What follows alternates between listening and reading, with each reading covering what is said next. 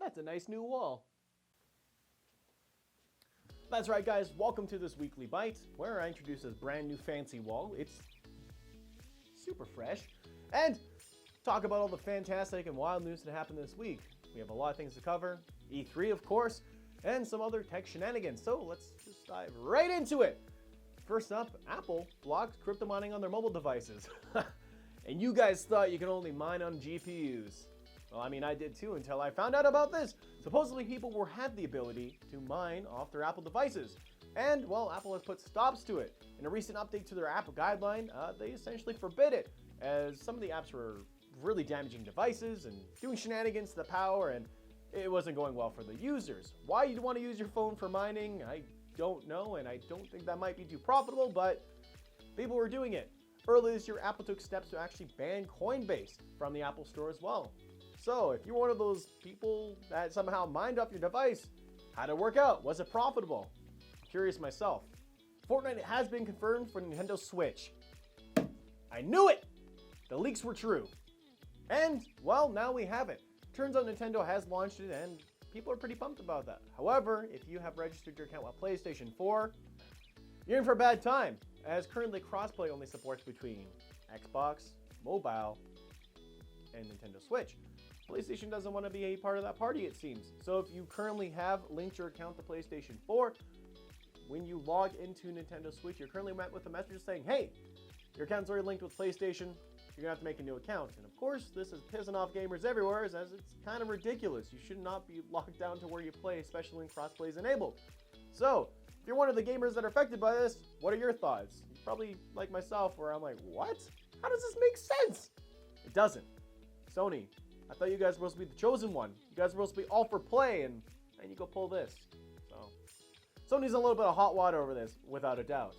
Positive news, not only did Microsoft have a stellar E3 presentation, but they have launched their adaptive controller.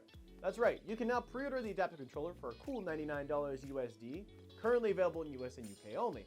No word on Canada land just yet. The adaptive controller was made to help gamers with disability be able to play games.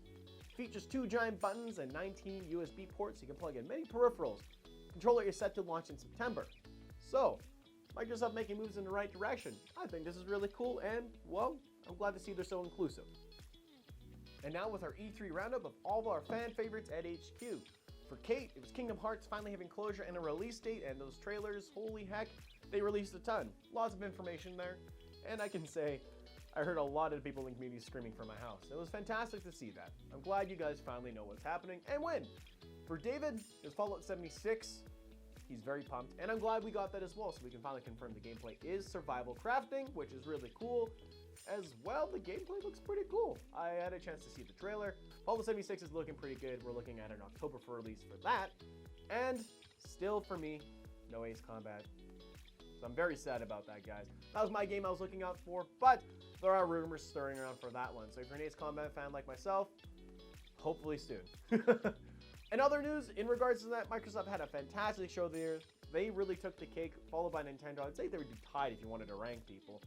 Nintendo showed off finally Super Smash, gave us some gameplay for that. They announced every character in the series is finally playable all at once, which is really cool.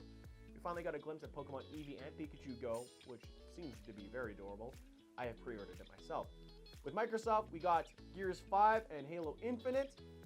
And with Sony, we got The Last of Us, and we finally found out Death Stranding is a backpack simulator. So, that's our E3 roundup. Of course, there was tons of other games announced. Lots of cool stuff happening this year for gaming. So, what are you guys most excited for? Me, like I said, I want closure for Ace Combat. But I'm really looking forward to Pokemon Go. In the biggest shenanigan that hit this week, ZTE has been hit with an export ban and fined $1 billion. Yes, ZTE is required to pay $1 billion as a fine and put $400 million in escrow. Escrow essentially means if they do it again or cause any shenanigans, well, they got to pay more money. Essentially what happened here is they violated trade sanctions and they sold phones that had US properties to Iran and North Korea, which is a big no-no. So this is what happened.